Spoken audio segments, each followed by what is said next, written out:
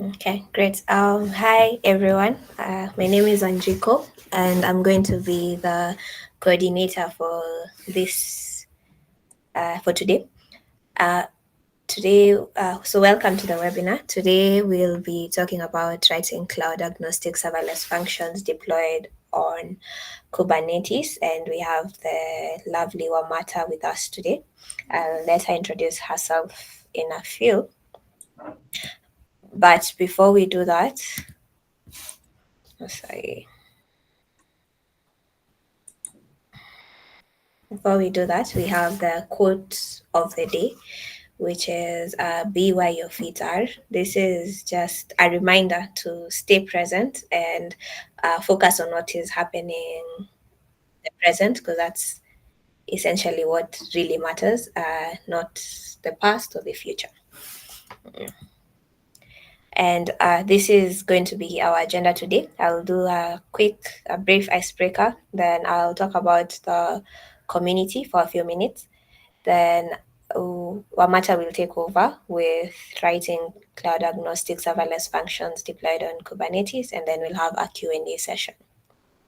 So for our icebreaker today is an interesting question, or a question that I think is interesting. And it says, would you rather live in a world without technology or nature, and why? And for this, we'll participate by just writing your answers in the comments section.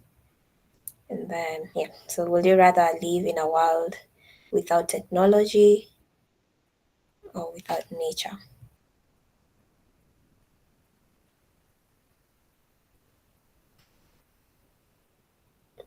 Okay. Maybe Wamata could answer that for us. Start for us. Why? It depends on what day of the week you get me. If it's a Monday, I will gladly give up technology.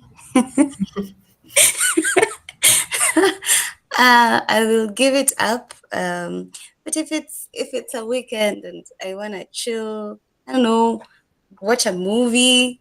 What would you do on your weekends? Just keep walking in Karura. But Yes, and yeah, go for walks, the fresh whole air. day. Imagine walking on Saturday and Sunday, and you're Yeah, supposed to be relaxed. okay. Okay, makes sense. Samuel says technology. Why technology and not nature? I think technology is man-made, but nature is God-made. Okay, yeah. Yeah, I would prefer to live in a world that was made by God. Okay, makes sense. I agree. I agree for the same reasons. I think nature is sustainable, like it'll be able to sustain us um, for the rest of our lives, but technology, I'm a bit skeptical about it. Does anyone else want to share their opinion? Can just write in the chat section.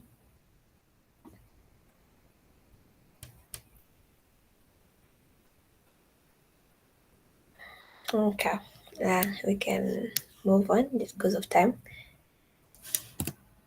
So I'll let you know a bit, talk a bit about the community. Now we are Nairobi DevOps community, and this community is a community made up of DevOps enthusiasts, and these are experts and learners.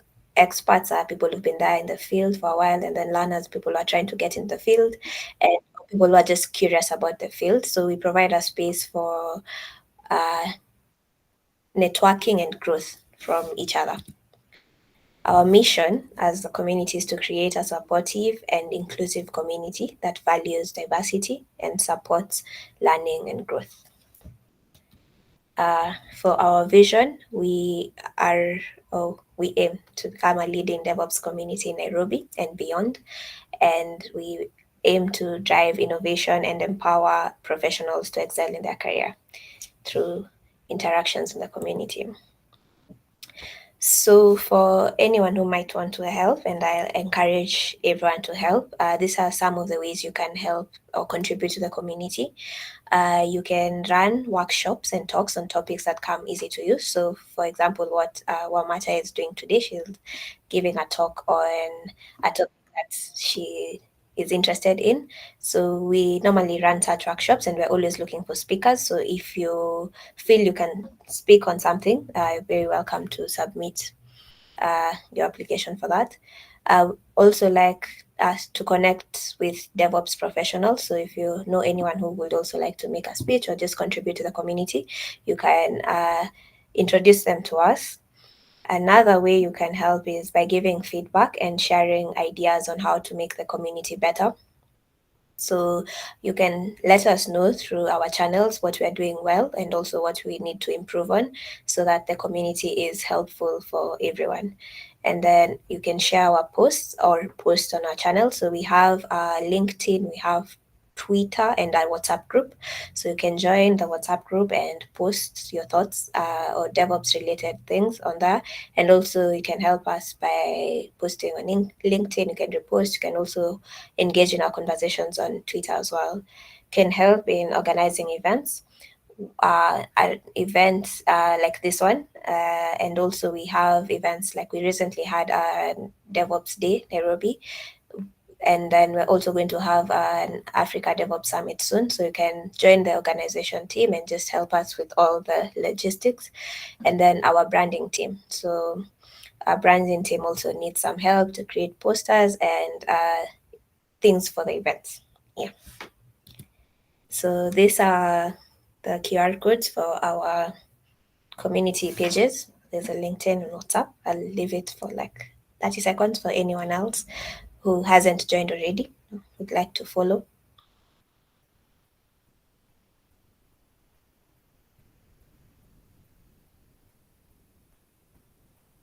Okay. For anyone who's not been able to scan, we'll still provide the link at the end of the call as well. Okay, so now I'll hand it over to Wamata, and yeah, she'll take us for the rest of the event. Yeah, Wamata. Okay, thank you, Manjiko. So to the audience, my name is Wamata Muriu. I don't know. I think everyone here is a techie at heart. Otherwise, I don't know why you'd be in tech. But yeah, I'm a techie at heart. I am a cloud native engineer. Yeah, on Mondays, I like to avoid technology. And on weekends, I try to avoid nature. I think that's a very basic explanation. And allow me to share my screen. If you want to know more, DM me on LinkedIn. Okay, let's see. So I'm just going to share this real quick. Start on that slide and go to slideshow. So in the interest of time, of course, we're going to run over this real quick. But before we even get there, I think most of the times when we're thinking about certain technologies in our minds, we are just thinking of very complex abstractions, like it's all code. But sometimes it's nice to just bring it on a friendly level, right? So I want you to picture yourself in Japan, yeah, wearing a kimono, walking around the streets of Japan, looking for a restaurant to go get your meal at. And then you stumble upon this very interesting Japanese restaurant. It's vintage to the core. Like it looks like all samurais went to eat there. Yeah. It's vintage. It has wooden bowls and chopsticks. I don't know whether Japanese eat with chopsticks or Chinese eat with chopsticks. Nevertheless, you get what I mean. It's very vintage. So, and the guy who runs this vintage restaurant, his name is, let's call him Sam Slang. Yeah. Our guy Sam Slang is an old guy with a white mustache and wears a kimono, white robe with a rope belt around and he's like the professional chef of all Japanese cuisine. Okay. And you wonder, okay, why why is Sam Slang so, like, why is he focused on having such a vintage restaurant? So you start talking to him, and he tells you, oh, my grandpa taught me the art of Japanese cuisine. So I have carried on the tradition over the years. So he tells you that in his kitchen, okay, his restaurant Kwanzaa just serves 4 meals, doesn't serve more than 4 meals. And you ask, why is that? So he tells you, because everything in his kitchen is custom made. So from the kiln that he uses to bake the dough, the bread, whatever, from the fireplace, he only uses specific type of wood. So everything is so particular in Sam Slang's kitchen. Everything fits to the mark. And if everything fits this much, then it means it takes time, number one, to get those things, to get the resources he needs to cook, to get he only orders like his ingredients from specific vendors. So ideally, he's a very strict guy, but he makes amazing Japanese food. Yeah. But he's also limited because he can't scale up. Yeah. So you have your meal at Sam Slang's, and then you decide the next day you're going to try out another restaurant. So you go to another restaurant, and this restaurant is like the modern restaurant. So they have like a million Japanese cuisine. And you get interested and you talk to the manager because you're a guy that loves, or a girl that loves talking. So you go to the manager and you ask the manager, how do you guys get this done? Yesterday I dined at Sam Slang's and they only had 4 meals on the menu. So how do you guys get this done? And they tells you, as we automate everything, we provision everything quick. When something breaks down in our kitchen, we have people who can fix it very fast. We don't waste time on this has to be specific. If it works, we go with it. We have multiple food vendors. The person who knows the recipe, like it's one recipe, but all our chefs are conversant with the recipes. So you think to yourself, Sam Slang is missing out. Why? Because he has restrained himself to one way of doing things. He's a little too particular that he doesn't get like some flexibility. He doesn't scale easily. He's stuck in his amazing but very small world. So if you think about it from that perspective, that's exactly what happens when we have cloud provided serverless technologies. So if there's anyone in the house who does not know what a serverless technology is, I will break it down to you. So whenever we're talking about serverless technologies, we're not saying that there's no server. It sounds like it's an anti-pattern because you're saying serverless, but you're not talking of not having servers. But what you're saying is the less you have to manage your server, then the more serverless that technology is. So if you don't have to monitor, to maintain, to patch, you don't have to do those things. They've been abstracted for you. Someone else handles that for you, then that becomes a serverless technology. And when it comes to serverless technologies, what you get, since you're not involved per se with the infrastructure, the hardware, what you get is a packaged function. So you get something to enable you to interact with the infrastructure since you're not directly managing the infrastructure. And that is what functions as a service are. They are just functions, like you would go and write a Python function, a Golang function, or what. And they're packaged for you so that they can help you interact with your infrastructure. So I hope, that makes it a bit clear. So functions as a service typically are provided as they're provided by cloud vendors. So if you've heard of AWS Lambda, if you've heard of Azure Functions, GCP Functions, you know that those are functions as a service, and they're coming from these cloud vendors.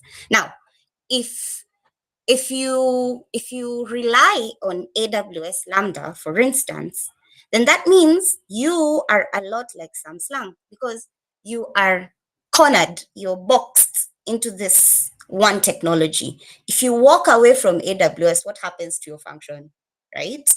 If you decide you're migrating to Azure, what's going to happen to your function? Can you migrate, or will you be like some Slang, stuck with your awesome recipe, your awesome function in this case, but one that cannot scale to another platform? So that brings us to, that basically gives us an understanding of what this talk is about. You're trying to not limit yourself per se. So serverless technologies are in two tiers. Like we said, they're the ones that are provided by the cloud vendors. And then that is serverless 1.0. And then now you have serverless 2.0, which is basically what you're going to be discussing today, which is a serverless technology that allows you to have flexibility. So you can easily port, your functions, your amazing functions, and transfer them and scale them like with more ease. So that's about it on serverless 1.1, 1.0 and 2.0. And then how do serverless technologies achieve cross-platform compatibility? So see, the reason why you can't take your AWS Lambda function to Azure is because the people who created Azure, as much as the basics of these functions are kind of similar, but there are certain things that may be missing on one side that are available on the other. Case in point, maybe like the the capacity of your function. So you'd find one cloud vendor offers a higher capacity as opposed to another vendor. Maybe the cold start times for your functions are different. There are some nuances in the middle that would make it difficult for you to get your function across. Yeah. So how is it that serverless 2.0 is able to have this flexibility? So the first thing is that they allow you to deploy your functions as images. So you write your function, you package it as a Docker image, and that Docker image is OCI compatible, right?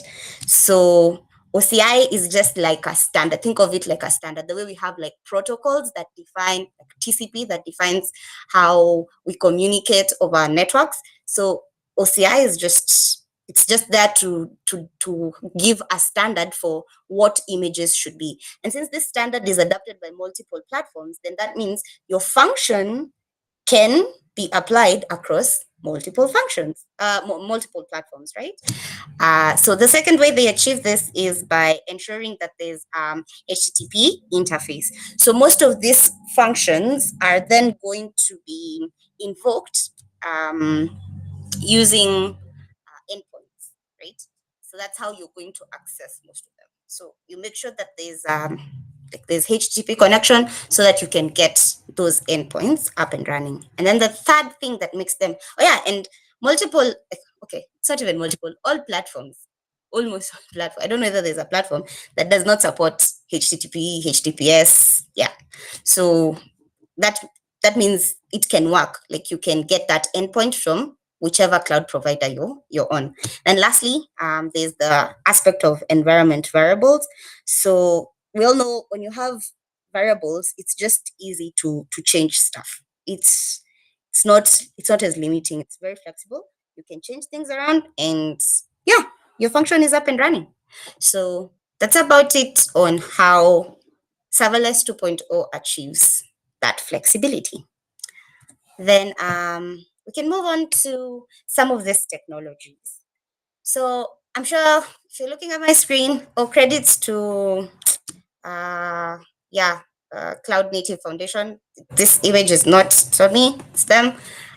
So they have shown us here that we have several technologies. I'm sure you've come across some of these things, but we have to ask ourselves why, or rather, what is it that these technologies offer that makes them different from each other?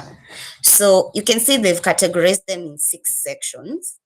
So for it to be a complete service, like end to end, it should at least have, it should have elements of these 6 categories. So I'm going to use OpenFAS, for instance. So, Wamata, sorry. yes. I think we can't see the other slides. We're still on the first one. Really? Yeah. Why? I don't know. And right now? Now we can see them.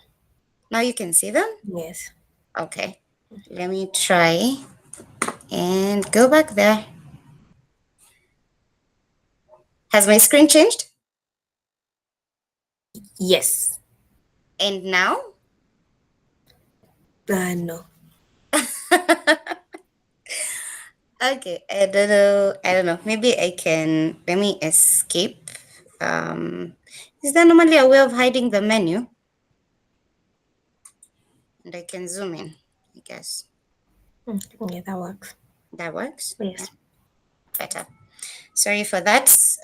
Technology has decided to do its thing. So yeah, this is what I was saying about what makes them compatible, cross-platform compatibility. And then this is the image that I was talking about. Can I adjust this? Apparently not. So we have 6 categories and excuse me, these 6 categories will determine whether the platform you're using is a complete end-to-end serverless 2.0 technology. So let's use OpenFAS for a minute. So we can see that it has built templates. So that means there are templates for your functions. So you don't really have to struggle, which is nice for us as DevOps engineers, because who wants to struggle when you can avoid the struggle? Uh, yeah. Then there are events. So can you trigger your functions using events? So something has happened, say for instance, um, on your cluster. Can you configure it to send a notification and have that notification trigger the function? So if it can do that, then that's a nice one. Then there's a serving runtime. Does it have compatible serving runtimes? Does it have environments for your different should we call them what, frameworks? Or can it serve like different so we have that, and then we have scaling from zero. So can you turn the function off completely and then have it scale from zero and provision whatever you want it to provision, or do what you want it to do from zero? Can it do that? Yeah. And then there's this self-hosted. Self-hosted, for some people, they'd argue that this is a bit complex to manage, because it means, say for instance, if it's with Kubernetes, it means you are the one who's in charge of your master nodes and all that, and that can get pretty confusing pretty fast. So you'd rather opt for like a managed service that abstracts some of the things for you. Yeah. So if we look across the 6 categories, we'll realize that as much as all these technologies are good, we're looking for an all-round technology. And that is why I settled for OpenFAS for this particular talk. So yeah. So OpenFAS is just under CNCF, Cloud Native Computing Foundation. It's one of their projects, and it uses this stack. So yeah, this is Prometheus, Linux, OpenFAS, NATS, and Kubernetes. And it's like, it has 3 layers. So each layer relies on the layers rely on this particular stack. So like the infrastructure layer, definitely it relies on Kubernetes for the containerization. There's Docker behind the scenes, of course, for the images. Then there's the application layer, which relies on the OpenFAS API, which is OpenFAS gateway, to help you interact with your functions. If you remember a while back, me mentioning about HTTPS, getting the endpoints, sending the endpoints, the API gateway helps with that. And then, yeah, nuts. So this helps in queuing requests, because typically you'll have maybe several functions running parallel to each other. So, or one function having been called several times. So you need a system to manage that so that you don't have, they don't clash with each other. So nuts helps to achieve that. And then good old GitOps. You can't run away from GitOps, because you need a place for your code and all that. So yeah, works with that. That's the structure. I don't really think that's like stuff you have to like cram or no for sure, but it's a nice have. Yeah, it's a nice have. So this image pretty much illustrates the Plonk stack and how they like interact with each other. So you have the gateway. The gateway invokes, calls the on your cluster, and then you have your service. There's your function running over there. It gets provisioned from your registry. Could be Docker Hub or whatever other image registry you're using, ECR, or for the other cloud vendors. Then you have the streaming.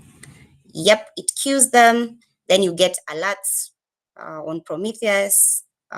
Yeah, so this just helps you visualize how everything interacts with each other.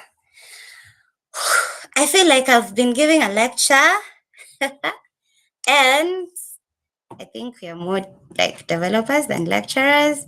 So let's get to the code, right? And I think I have 30 minutes to get to it. So I'll just try. So what you're seeing on my screen right now was just me provisioning a cluster. So I'm using EKS CTL. It's easier in the sense that, okay, I don't necessarily have to write like the configurations and stuff. I don't have to write. I don't have to rely on stuff like Terraform to configure this for me. So it works, and if it works, don't touch it. So this works for me. Yeah. So this one is on, of course, it's EKS, so that means it's on AWS because that's where my classes are running. So this is it. At this particular point, maybe I can just add that if you're using EKS like this, make sure you know the size of an instance that you want to provision for your cluster, for sure, because if you provision a small one, you won't be able to run the pods from OpenFS. So provision correctly. I haven't specified over here because there's a default. By default, it provisions like an M5, so it works. So this is just it, and at the end we can see that my cluster was provisioned. So I did that prior because it takes time to set up, maybe 15 minutes, so I would have wasted time waiting for it to set up. But now that we have our cluster up and running, then we can now do the whole OpenFS thing. We can integrate it with OpenFS and deploy a function and see how that works. Okay, so we've provisioned a cluster, so we finished with step one. That's done. Next thing we're going to do is we're going to set this variable, a kubeconfig. So kubeconfig is going to help us constantly have the path towards our function. So that's easier so that we don't have to keep inputting this entire string. So let me just do that real quick. I could clear my screen for you.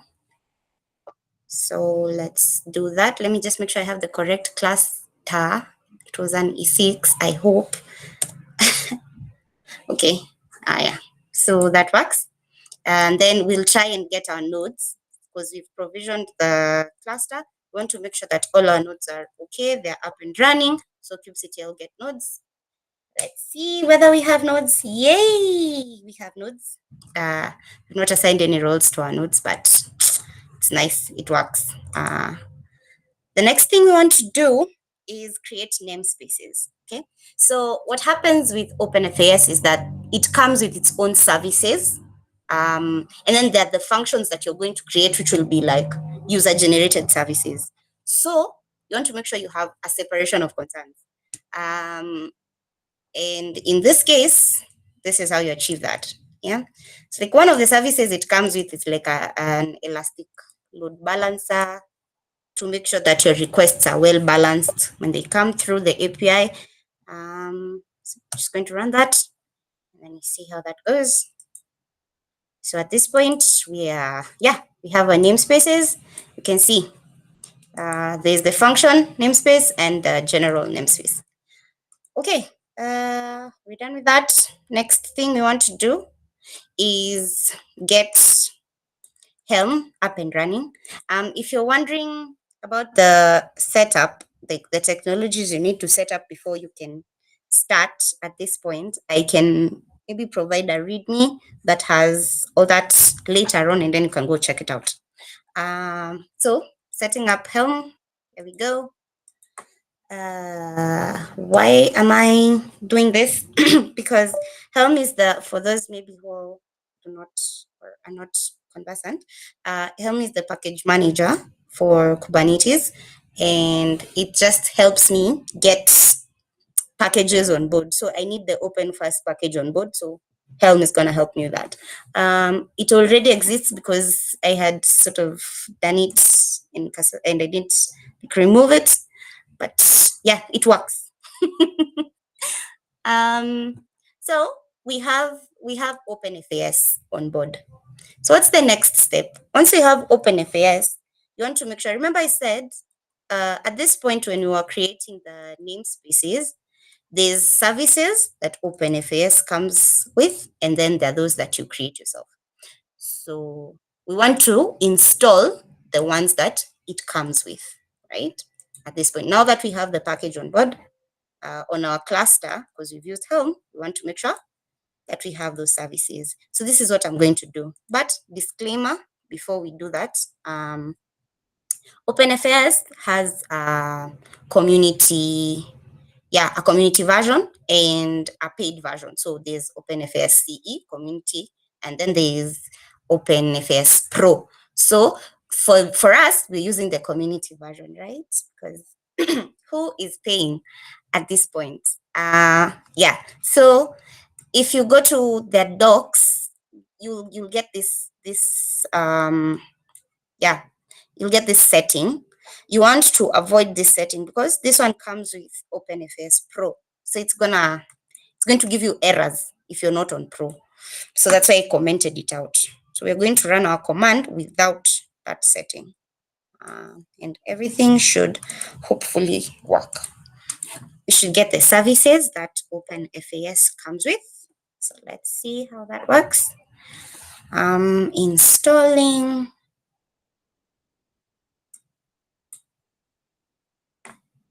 Okay. You know that awkward moment of silence and you don't know what to say because technology is just making you wait. Nice. So it's coming with the services. Okay. So remember initially when I said something about setting up excuse the noise in my background. When I said you should make sure you have an instance, or that is an EC2 or a VM that has enough memory to handle your pods. It's because at this step, you're provisioning these services and they're going to come in as pods, right? So if you don't have enough space, they won't provision correctly. So I'll just run this command to make sure that all the services we have requested for are up and running. So yeah, you can see they're available.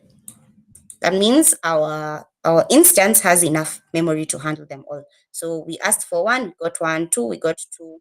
Yeah. So that was at what point? Where were we? Yeah, we're here. So we've confirmed that the pods are running. The next thing we want to do is create a password. So remember, we are running OpenFAS on our cluster. Okay. So we need a way to authenticate. Otherwise, OpenFAS gateway will not know who is trying to access that API. So we need an authentication mechanism. So this is how we are going to authenticate. Okay, so I'm just going to create this password over here. And there we go. And maybe just to ensure that the password field is not empty, that it's actually been updated, we can run.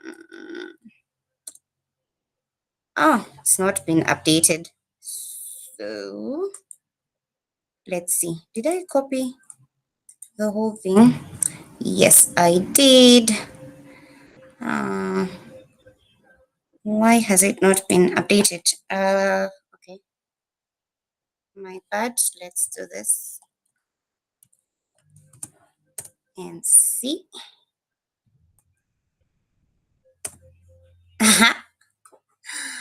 Ooh, we don't have a password. Why don't we have a password?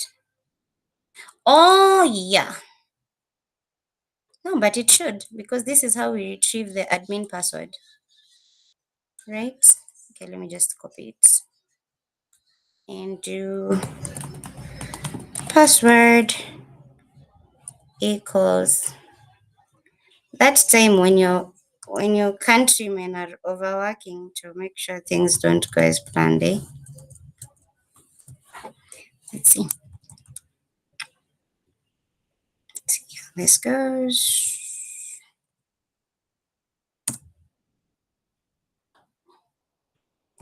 Fingers crossed we have a password. We don't have a password. Oh, you guys are not telling me I've written it incorrectly. You guys are not nice peeps. You're telling me I have typos. Yeah, there's our password. Look at this. What was this? And you guys are not telling me. Anyway, think you're good. So we can run the next command. We have a password, so we can authenticate. Okay, password set. We've made sure that our deployments are up and running. Next thing we want to do is we want to get the what do you call this? We want to get the public IP for our API gateway, right? So remember the whole thing about OpenFAS using HTTPS to communicate, thus making it easily portable. This is where it comes in. So we want to get, at this point, the gateway has an IP, and that's what we're trying to get over here. So get it and save it, because no one wants to type that whole string, and it could come with errors as well. So we're saving it globally. Let's do that and see how that goes. Okay, nice. So what is this? TCP lookup. Server is misbehaving. Why is the server misbehaving? I don't know why we have that, but let's see.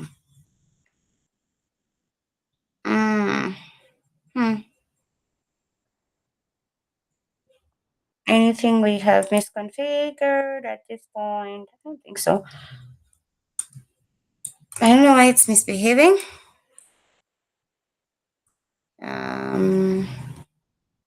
Is there something I have not specified correctly? I don't think so. Let's see whether it's going to, let me just run this next one.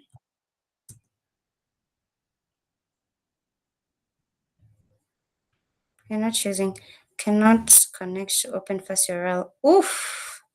Yeah, we're definitely having a problem at this point. Why are we having a problem? Anyone has an idea why we're having a problem? OpenFAS get deployments.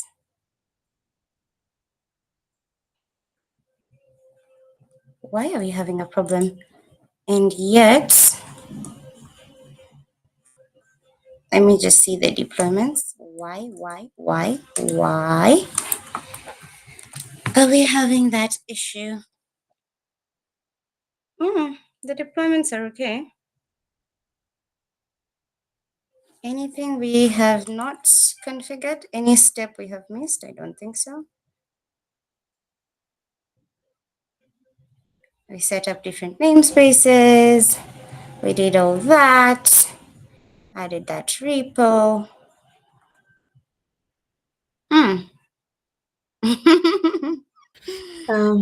Anthony, you can just type on the chat section.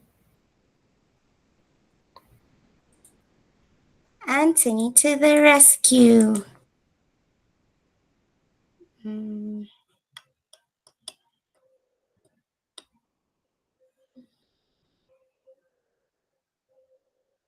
Because we should not be experiencing that. Go to our cannot connect to OpenFast URL on port. Or is it because it could be because I had provisioned something else and this port is still in use? Is that possible?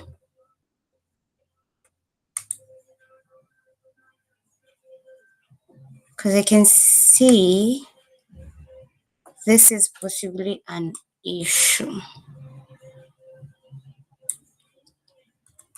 Yeah. Do I have another running instance of this? And if I do, but I cleared it, didn't I? Yeah, I deleted. So why am I having that? I'm guessing it's a port issue.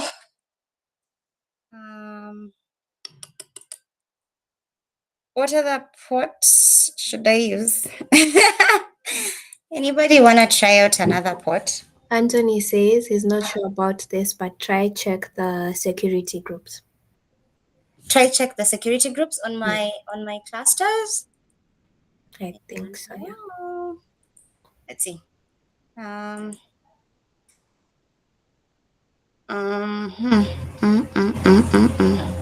Let's see. It shouldn't really. I think it's a port issue. I think that port is occupied. And that's it needs to be hearing that. Okay, shut on it. The endpoint is okay.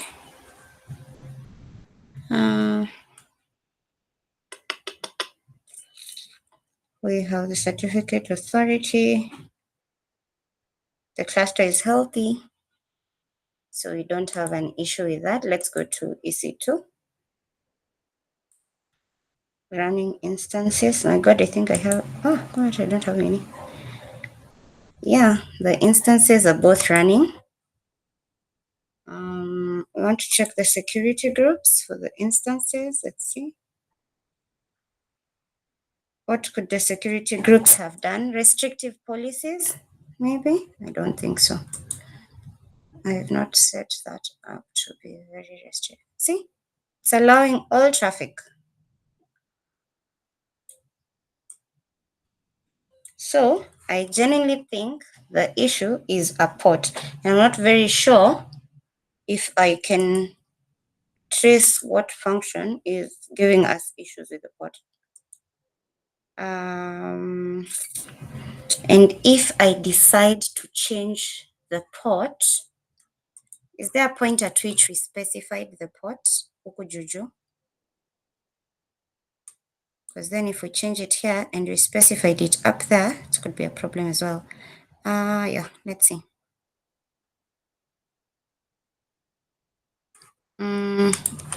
Dear old trusted ChatGPT, solicit ChatGPT advice.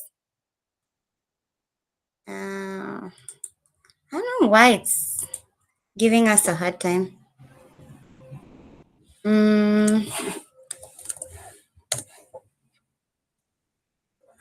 So can I configure open affairs?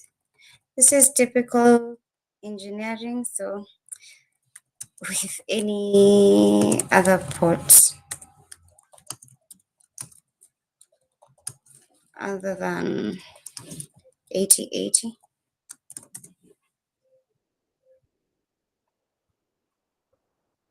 Mm-hmm.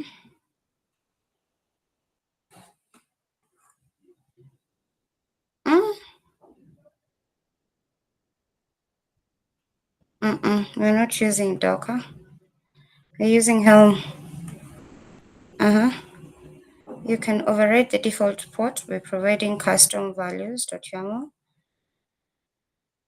Sure, I'd have to. Or using the command line, I'd rather do that.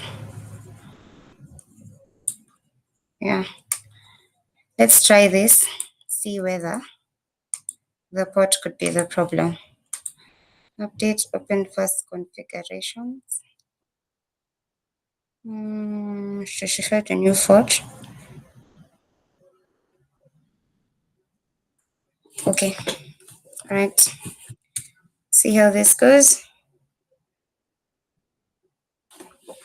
And then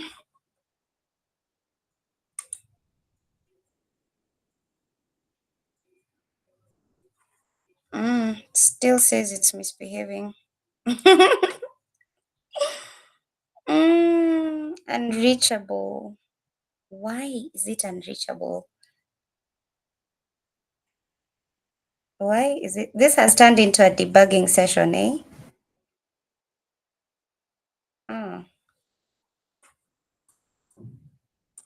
Okay.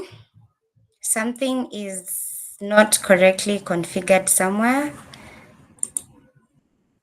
or for some reason it just feels like causing a tantrum.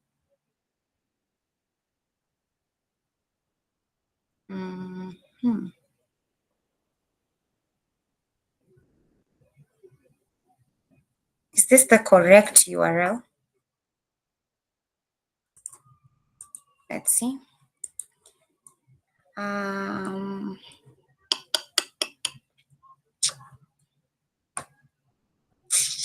Where's that cluster? Here it is. 6. These are security groups. I need the Kubernetes cluster AKS, and I need to check whether we have the correct. Yeah, it is the correct one. This is it, the server endpoint. Do you have Uh-huh. Do you have any network firewalls or anything of the sort? No, I don't. I've configured like 2 of this before the session and they were working. So this is one of those days when your village people are just working overtime. What about the region? What about the region? Let me just see whether I have. But this one would have given me an error if I had over provisioned the VPCs, if I had more VPCs than was necessary. And I have not hit the max. I just have Nini. See, this cluster was like, it actually worked. So I'm assuming it is having a problem because I don't know, because I didn't clear it, they're on different VPCs. It shouldn't be a problem. Those are 2 separated, isolated environments. Okay. You guys are giving me homework because at this point, I'm not very sure why that class is not working. And it's not showing me any health issues. That would have been an easy troubleshoot. Anthony is asking if we can have a look at the networking section under AKS. You want to have a look at the networking section under AKS? Yes, sir, we can. Networking.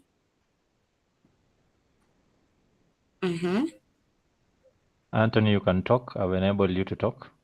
Great.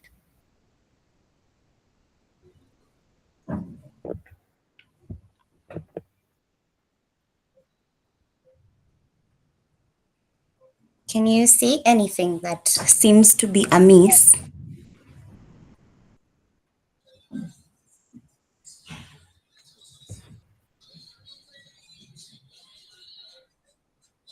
We can't hear you, Anthony, if you're talking. Can you hear me now? Yes, yes. Yeah. Okay. The security groups, as you had checked earlier, were allowing access from all ports, right? Yeah. When you connect, do you usually require like a public IP on the instance running the Kubernetes? Do I require a public IP on the instance running Kubernetes? Yeah, Uh-huh. to Yeah. access it over HTTP. I don't know. Okay, wait. I think I'm not so sure whether you're asking at this point. Wait a minute. At what point are you suggesting that we should have a public IP? No, it was just asking Uh-huh. to just know if the instance is accessible over the because we're trying to access it over the internet, right? Yeah, it should be accessible because let's just do that quick. Can you tap? No, but this would be the worker nodes. What I have here, these two are the worker nodes. Okay, well, we can check them out. Yeah, we have a public IP. Okay. Well, let me just keep troubleshooting in case I get any ideas. Okay, all right. Although these are the worker nodes again, and because it's EKS, the master node is managed exclusively by AWS. So I can't even troubleshoot them. If the issue is with the master node, I can't know what that issue is. Interesting conundrum. Okay. EKS has decided you guys will not learn about OpenFast. And then we had a small part left. Imagine we configure this and then Do you still have the video that maybe we can use? no, I didn't complete the video because I was like, I can just do it. So, breaks my heart. I'm sorry, guys. It would have been an interesting try. Oh, No worries. No worries. It happens. does it though? Yeah, it does. I just don't have bad karma. Okay, is it bad karma? Like bad karma has come back to bite me. No, I don't think so. Yeah, but it's the remainder was just a really small part. That gives us a challenge to figure out what happened. I'll keep you guys updated on why it was refusing to configure that particular cluster. Okay, yeah, you can I'll share keep that you guys with us. updated. Right? Okay. Okay. Kennedy had a question before we finish. Okay. Yes, Kennedy. He asked, can you provision OpenFAS on a single VM, or we need a minimum number of VMs? Okay. First of all, I'd ask, are you provisioning? Because like right now, I was provisioning FAS to run like a Kubernetes cluster. So, for what purpose are you provisioning for? To manage a VM, just one VM, or you have a cluster of things you want to manage?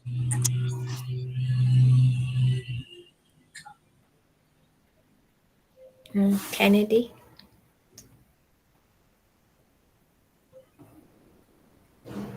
Kennedy. Kitty Kennedy, where are you? I think he cannot speak. He can only type on the chat. Oh.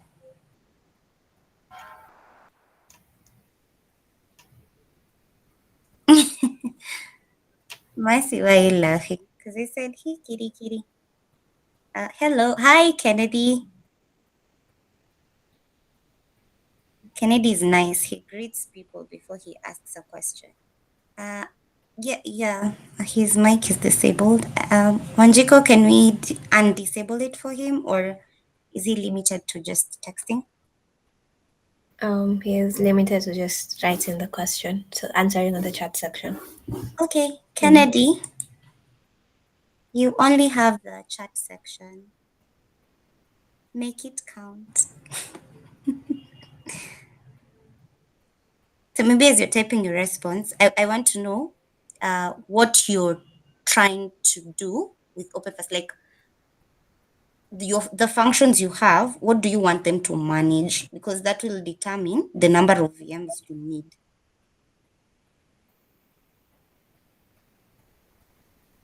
Also, if anyone else has another question, this is your chance to ask.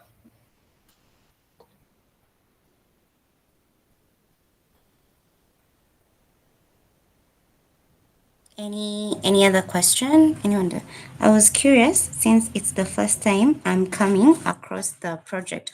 Oh, okay. All right. I think the number of resources that you have, or that you want to manage, will determine how many clusters or rather how many VMs you're going to deploy. Yeah. Yeah. Even with Azure VMs, it's not very different from EC2s on AWS. Sorry. So are you working with AKS, Azure Kubernetes Service, or just VMs? Like, just you're not. Maybe that's not clear for me.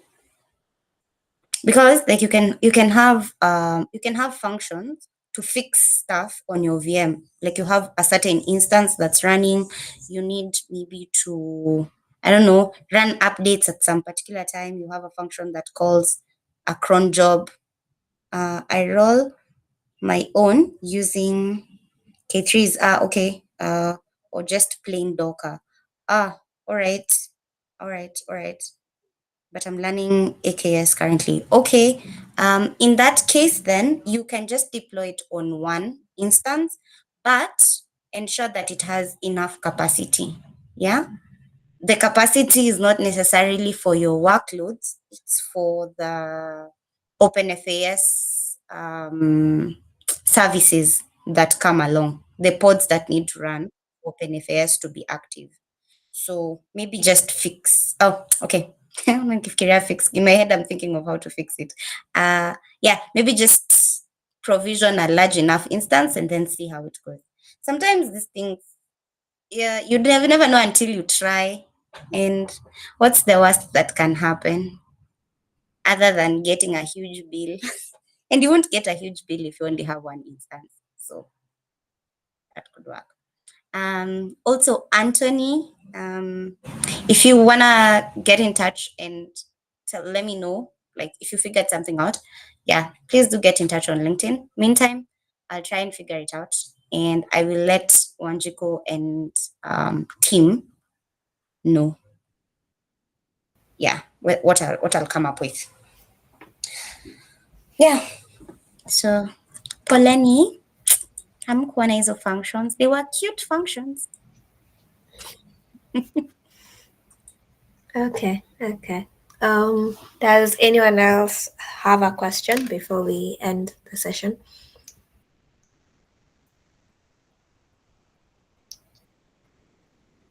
Anthony is requesting for the screenshot of the error.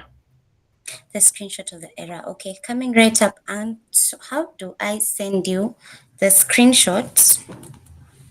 Because maybe you can attach it to the README and share the link to the README.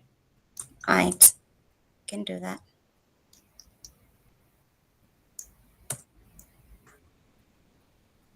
Anyone else?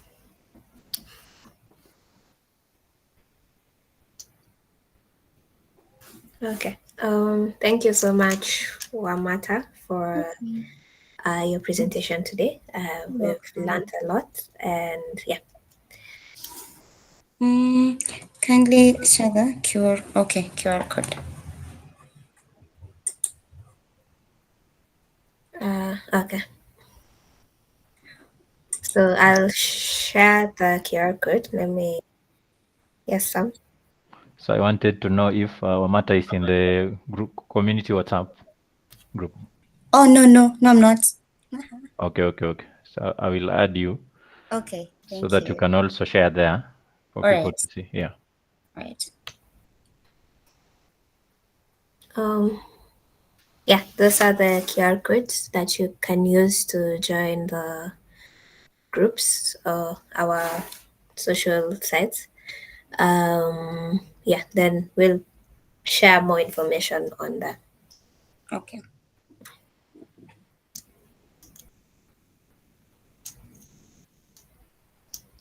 Okay, I think we can end there for today.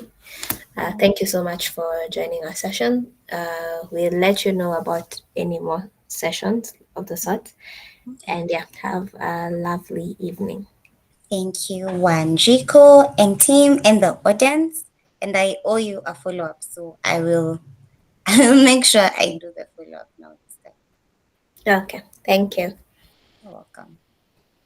So I've added you to the group. So probably you can share the screenshot there. Meanwhile. Okay. Yeah. Yeah, actually, let me just do that right now. Yeah. And even the links when you are able to do so. Okay. Dun, dun, dun.